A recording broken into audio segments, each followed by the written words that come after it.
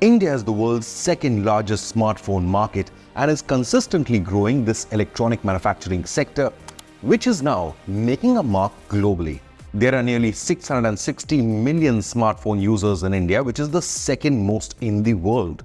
The United States of America has nearly 400 million fewer smartphone users than India, with 276 million.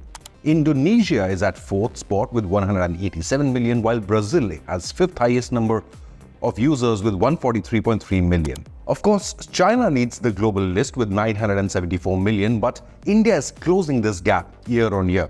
In fact, experts believe that India would soon be challenging China in the global tech and smartphone export race. This has led to even Chinese smartphone giants like Vivo, Xiaomi and Oppo to seek out partnerships with Indian companies. And now, even the United Nations believes India's rise to superpower status is being driven by this smartphone revolution, and that Bharat has become an example for other nations to follow. Dennis Francis, President of the United Nations General Assembly, lauded India's remarkable achievement of rapid digitization, saying, quote, "Digitization provides the basis for rapid development of a country. Take, for example, the case of India. India has been able to lift 800 million people out of poverty over the last 5 to 6 years simply by the use of smartphones," unquote. India has become the fastest growing large economy in the world, thanks largely to its nearly 700 million smartphone users, which is nearly half the population, so there is massive scope for further growth.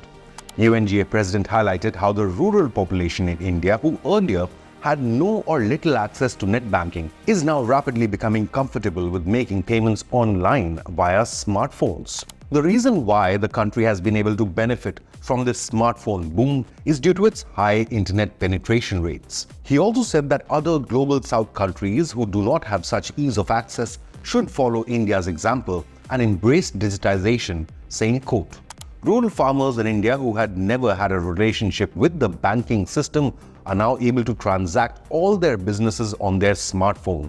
They pay their bills and receive payments for orders. There is a high level of internet penetration in India as almost everyone has a cell phone," unquote.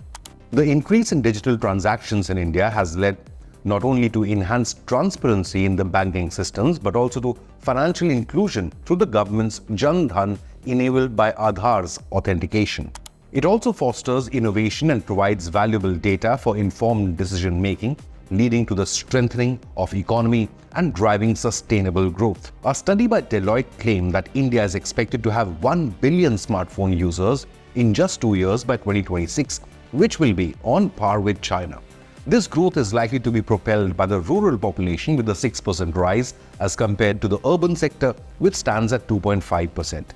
Teledensity has increased exponentially in India with up to 93%, with 80% of the population having bank accounts and over 1 billion people having a digital ID document. Compare this with a decade and a half earlier in 2009, when only 17% of adults in India had bank accounts, only 15% used digital payments, while only 37% population had mobile phones back then.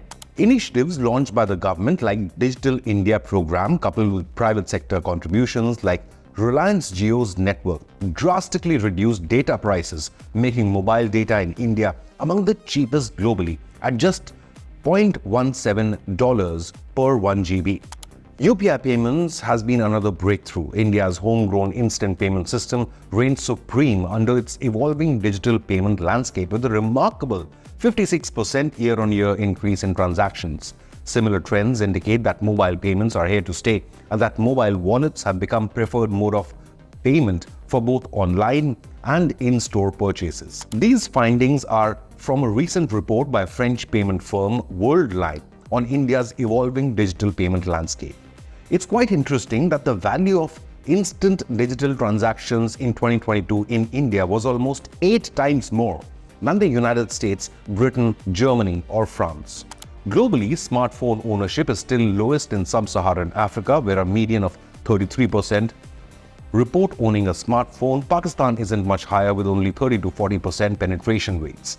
Meanwhile, India has pitched its digital public infrastructure as a sovereign cell phone technology stack, and more countries have started demanding internet and payment sovereignty and are also willing to adopt technologies like India's UPI. Global acceptance of UPI is visible in Singapore's latest move, which started cross-border payments between its national payment system PayNow and India's UPI.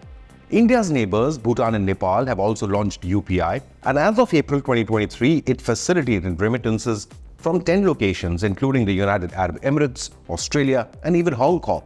In another big boost to Indian tourists, UPI services have been made available at the Eiffel Tower in France, which will allow Indian tourists to make payments in Indian rupees, marking a significant development in bilateral trade and tourism between India and France.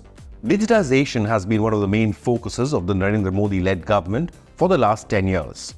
Interestingly, there was a significant surge and spike in digital transactions after the demonetization of rupees 500 and 1000 banknotes in 2016. Demonetization acted as a rocket fuel to India's digital boom. So what are India's plans for the future of the telecom industry? The Government of India's Department of Telecommunications has already launched a roadmap named Bharat 6G Vision document, which will help introduce 6G services in India by 2030. 6G will help India bridge the digital divide by providing fast and quality broadband services to everyone, especially in rural India. But what do you believe? Have smartphones become the secret recipe driving India's rise to a superpower status? Leave a comment, hit the like button and subscribe to Inconnect News for updates on geopolitics and current affairs.